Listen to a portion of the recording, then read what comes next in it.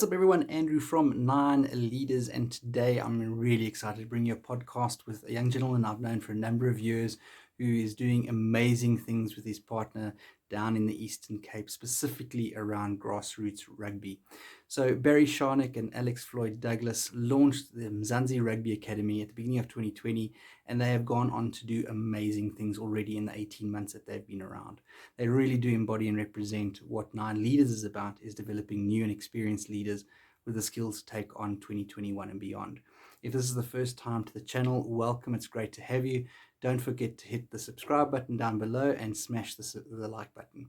This is Barry Scharneck with Mzansi Rugby Academy.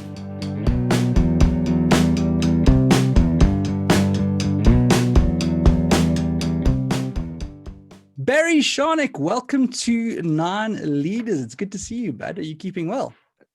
Now, all is well. Good to see you too, Andrew. All good. Can't complain on my side. Looking well that side, eh? No, as well. Back at you, bud. It's been a while. It's been a couple of years since we've seen you. Obviously, go back to our Flights into Travel Group days. You were based down in Cape Town. I was up in Joburg.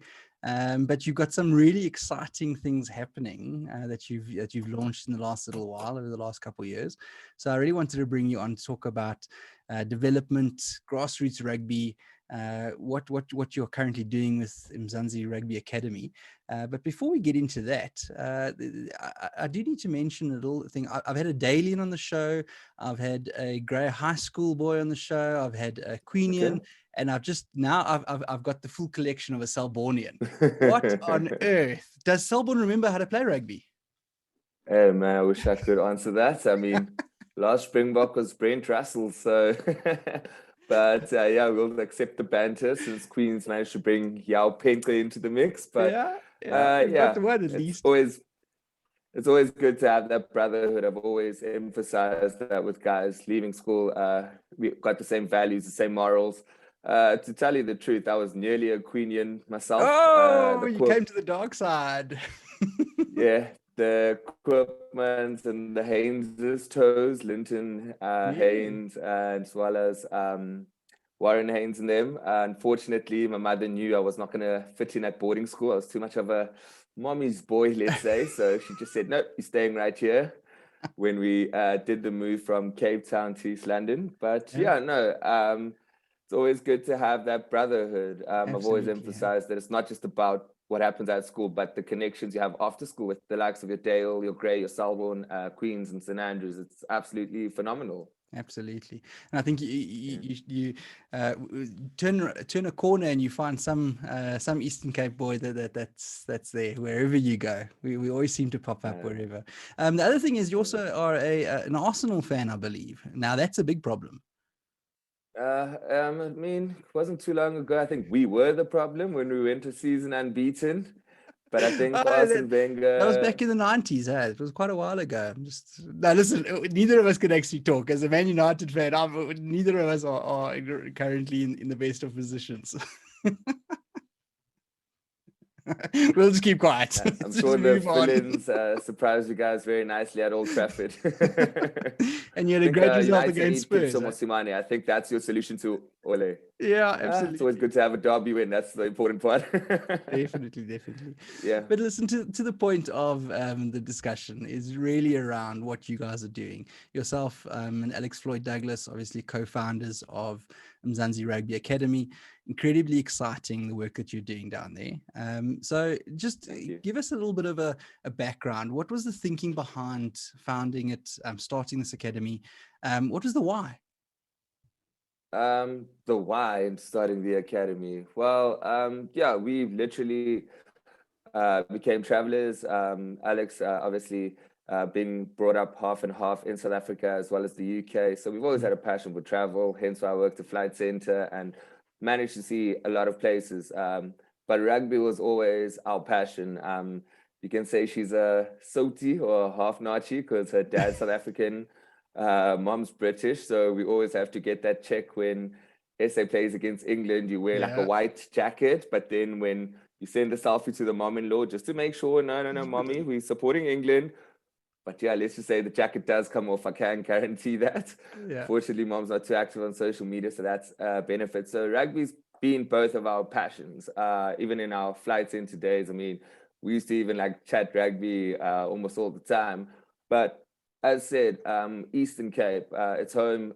It's always going to be a special place in all of our hearts. Yeah. Why we decided to start it was after traveling and deciding to settle down back in the Eastern Cape, we realized there's certain things that are a bit sad in the context that sport just can be a divide where you get the haves and the have-nots. And yeah, I mean, after recently winning the World Cup, Eastern Cape, let's promote us, a head coach from Dispatch, the captain from Port Elizabeth from Sweden, as well as Makazole Mapimpi, the try scorer from Cholonga. And we realized how many other Siyakulisis, Makazole Mapimpis are out there. We thought it was sad, though, that children in township schools and in vulnerable communities do not have the sport at grassroots level, at junior school level, and so forth. And it was pretty much our calling to give up 2 hours of our day, sometimes up to 3 hours, primarily giving back, letting children have an opportunity, taking them to play games against the likes of your Queens, your Selborns, your Dales. Even if we play the C team, let's talk like pre-COVID, before the whole empty stadiums, like getting the kids to watch a sort of level of rugby and seeing people come from same circumstances that they can aspire to. So it was kind of a no-brainer with our connections in rugby and in the Eastern Cape and making children's dreams come true. That's awesome. And I think, I mean, again, coming from the Eastern Cape myself, like you said, it's such a hotbed of talent, undiscovered talent potentially. And again, we've seen over the years with rugby in the Eastern Cape, there's been obviously things around administration and all of that, but there's so much talent that's sitting there and it's just waiting to be discovered. And I really just want to acknowledge you guys in the sense of it's young people doing something. It's not relying on government officials, not relying on administrators. It's really about the two of you have started something absolutely amazing. So obviously Eastern Cape, you're from the Eastern Cape. What sort of reception have you had down there? Well, take me back. When did you officially launch Mzansi Rugby Academy firstly? We started in 2020. We did start with the under 9s, under 11s, as well as under 13. We did get quite a lucky break, obviously using my database, contacting the various schools, receiving a lot of feedback, some donations too, to get us off the ground. But yeah, I think what caught us off guard was going to the Dale Festival.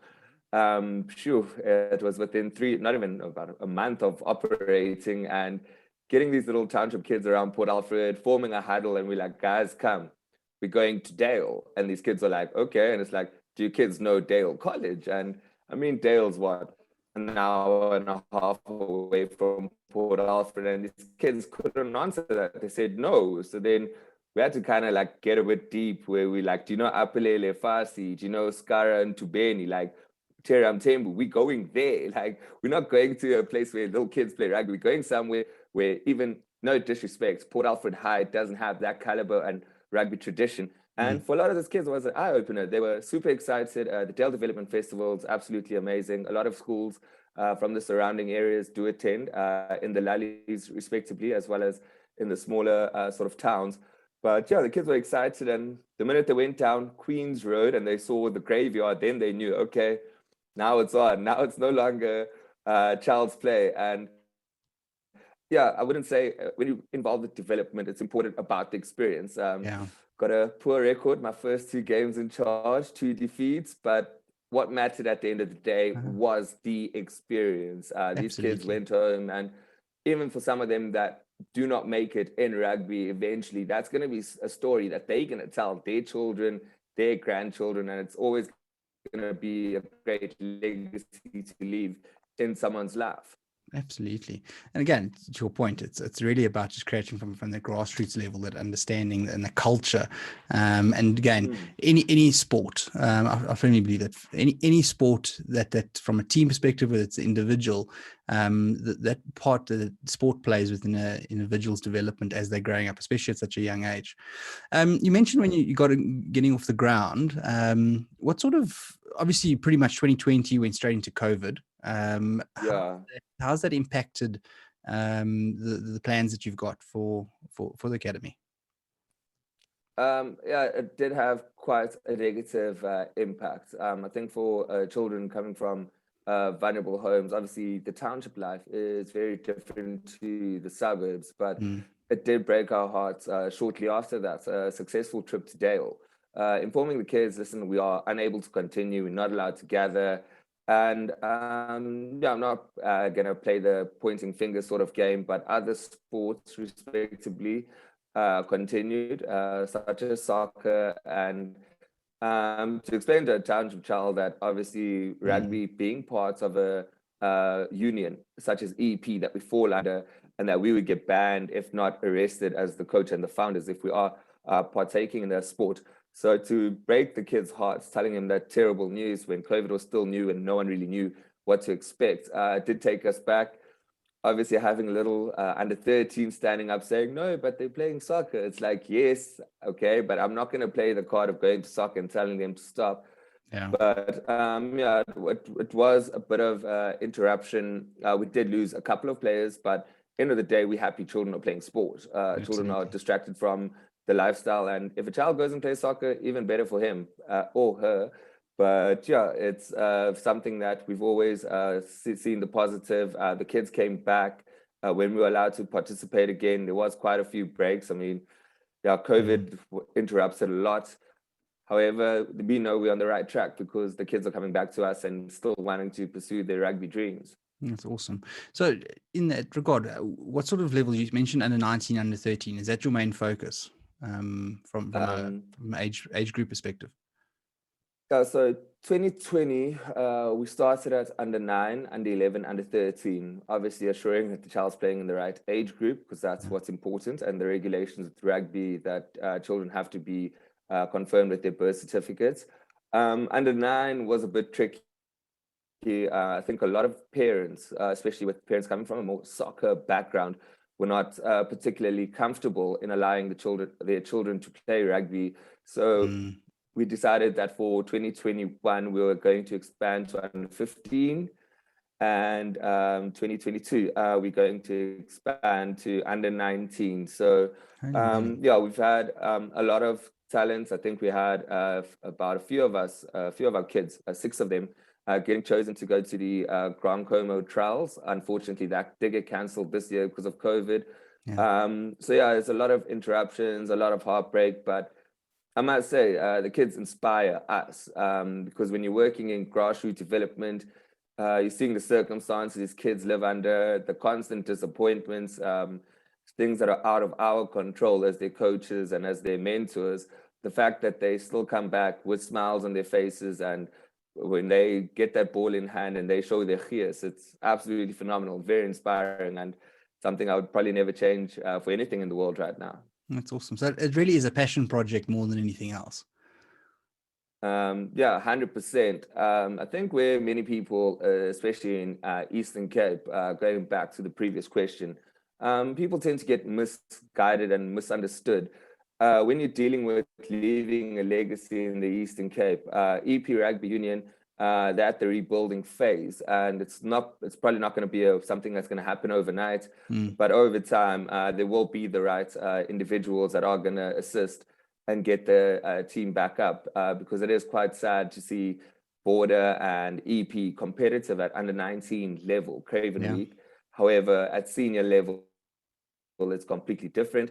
However, when you see the promise at Varsity Cup and Varsity Shield with your Wusus and your NMUs and Rhodes University Rugby picking up, there's positive signs. But in terms of the rugby circles in Eastern Province, a lot of individuals get self-centered and they make it about themselves, their own egos. But end of the day, I think it's more about the next generation and leaving the legacy, and rather working as a we and working together because we've got the same goal in mind, and using each other's strengths and attributes to obviously leave a bigger picture. So a lot of arguments around the table do tend to happen when people say I, and it's like, guys, it's not about you.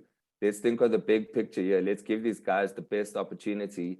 And yeah, no, it is something that we still working on, and also assisting the rugby union in the small amounts that we can, and assuring that we can all work together one day and see the cream of the crop come out of the Eastern Cape and hopefully keep them in the province. I think that's a big part. I mean, growing up, it was always a case of you finish school and then you look outside the province to where you're going to go. There was a percentage of guys that were always just Eastern Cape boys. They were going to stay there, but a large percentage was always, let's finish school, let's go to varsity, or let's go get a job, and it's usually outside of the province. I think one of the what's the word, unforeseen results of COVID was the amount of people I know that have actually left places like Cape Town and Joburg to actually move back to the Eastern Cape, and smaller rural places, because, well, they can work remotely. So they'd rather have the lifestyle that they're able to get back to their roots, and potentially maybe that's something to look for the future. But I agree 100%. I think it's always had such a hotbed of talent. It's just about keeping them, and making opportunity. I think that's probably the biggest thing, is creating opportunity for individuals.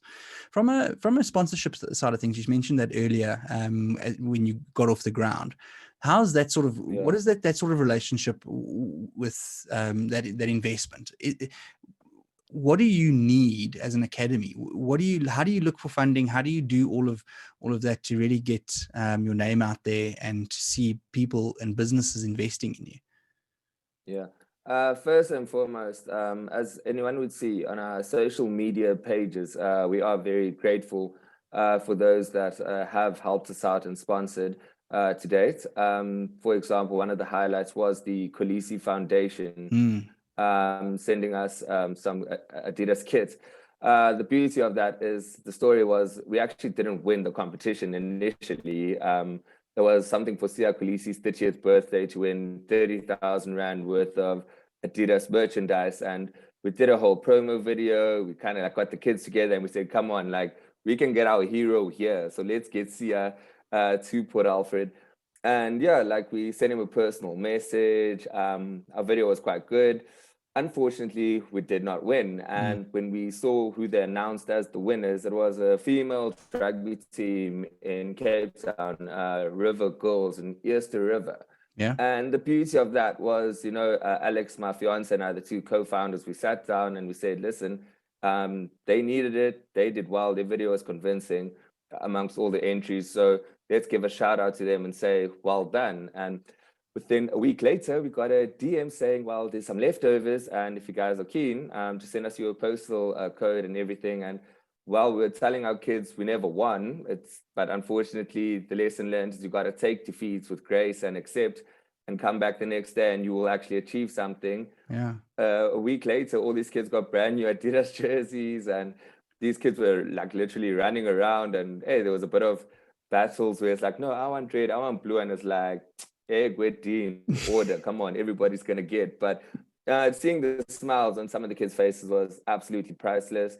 In terms of other sponsors, we were blessed initially when we started with Warwick Wealth, former Stormers sponsor, and they had about 50 to 60 Stormers rugby jerseys. Yes, it's adult wear, but at least we know when we do play contact, a kid has an actual rugby jersey that they can mess up on the field instead of tearing their Christmas shirt the mom bought them. And you don't want to know what happens in the household when you tear your brand new shirt. So we've been blessed. A lot of the schools have been generous. They do tend to remain anonymous, but stuff like secondhand balls. I think when you do these sort of quotes and you ask Sports Enthusiasts or Mr. Price Sports, can I see how much cones, bibs, jerseys, shorts?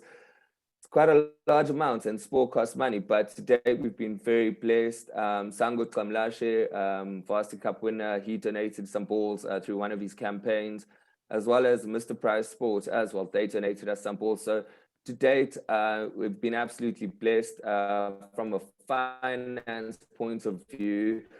We did get national lottery granted, so we're busy sorting out our tracksuits and stuff so that we know on match day the kids don't feel inferior. So any form of assistance. We are an NPO applying for the PBO certification, but any form of assistance, we are fully transparent. We have a business account, so I can add it to the comments of this, but as I mentioned, anything to give back, anything to uplift. And as said, secondhand ball that's starting to look like an Easter egg is an absolute piece of gold for a child that's aspiring to play rugby and gets a ball to take home. I'll definitely mention that. Awesome. Okay, cool. I mean, again, I just want to acknowledge you in terms of what you mentioned earlier about having six individuals going to the trials. You now got sponsorship. You really have, in the last 18 months, set up an amazing system and framework. From a personal aspect, obviously with 9 leaders, our focus is really on new and young leaders coming through.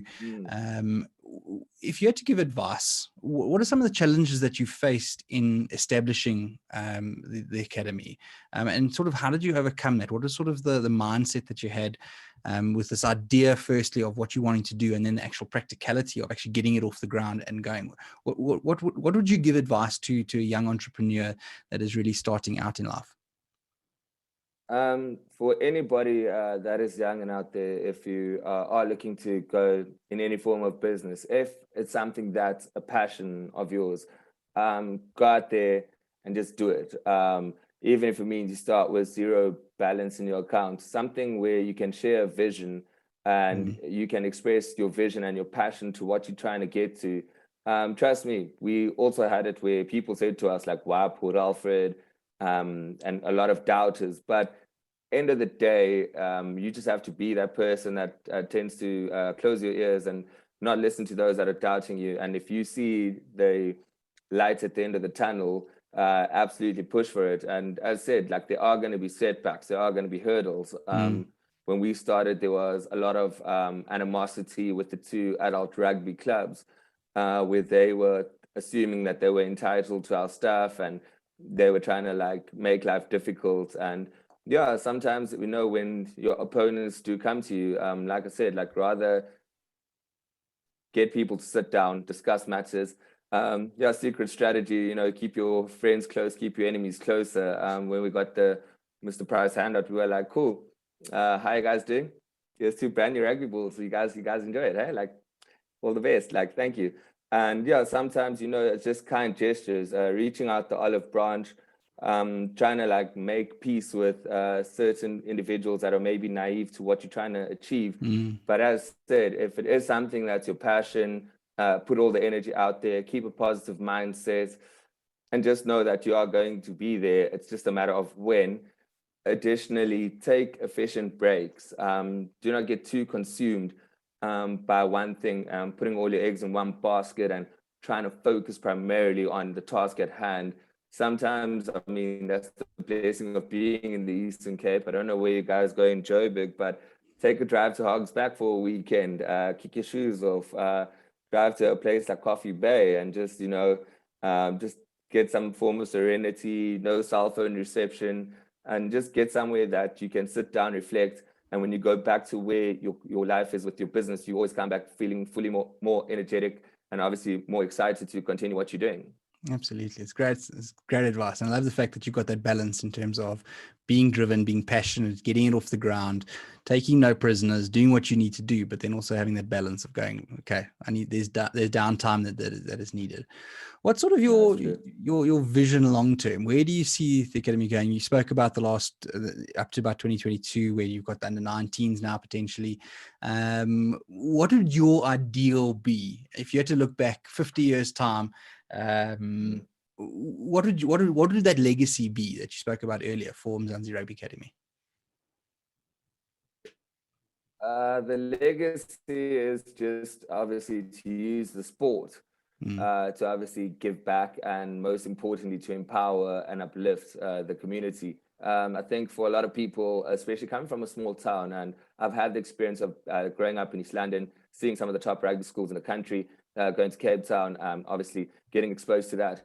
The legacy that we have is to actually open doors through the sport, getting kids scholarships to more prestigious schools in the Eastern Cape, if not outside of the Eastern Cape.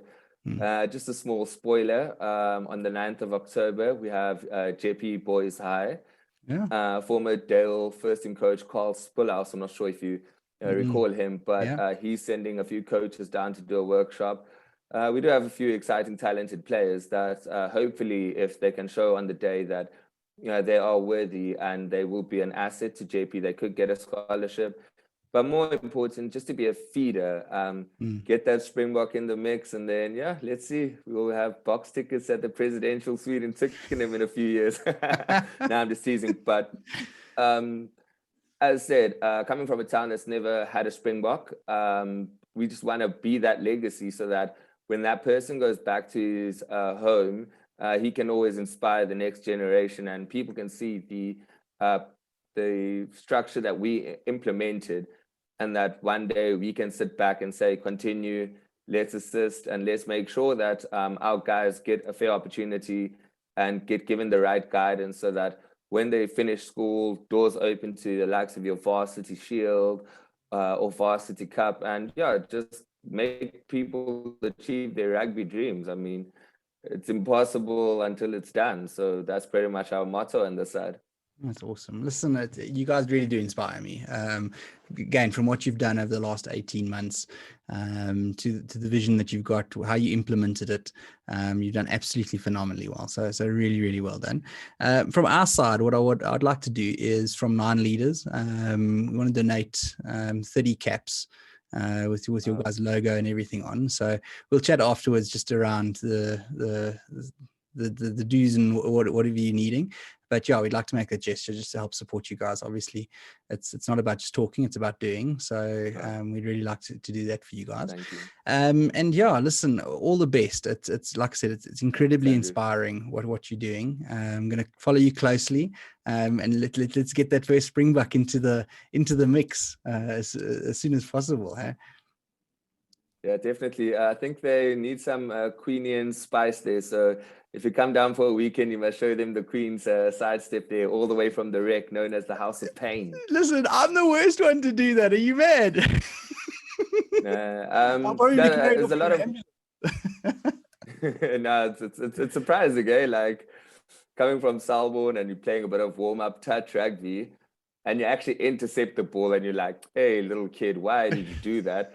And you're on the halfway line, and you're like, "Okay, cool, it's a straight run. Hey, let that under 13 turn around and fetch you on the 22. Hey, man, the gas is gone. Like nothing reserved left for us, man. I think it's our time is done." But speaking of Queenians, actually, we had Yao Peng there. He's very interested in what we do, and he tends to sometimes we arrange like sit-down video calls with some of the disciplined kids to chat to Yao and just obviously get like that sort of relationship with them. And he's that kind of individual they aspire to. And actually quite surprised the following practice there was a couple of cornrows kids coming through. So all the impacts and so forth. And if you guys are looking at sponsors, we at the moment for next year moving to under 19 guys who want to assist, even if it's old pairs, we don't mind. But rugby boots is something that we are very passionate for. It's like 500 Rand for a quality pair. So for 23 individuals, it does come to quite a bit of funds. But if anybody knows anyone, or if there's any parents that know their kids have outgrown a pair, we're more than welcome to take an old pair, even if it needs a stitch or two. Yeah. Cool. So we're going to put all your links down in the description below. People can contact you via your social media. Obviously, you're very, very active there. So people will be able to do that. But listen, Barry, it's been absolutely great catching up with you. Please send regards to Alex. And again, once again, acknowledge for what you've done. It's an absolutely great story, and looking forward to, like I said, that legacy that you guys are going to create. It's absolutely awesome. Thank you so much, Andrew. And good to catch up. Have a lovely one. Absolutely. Take care of yourself. Eh? Cheers, man. Have a good one. Cheers. Bye.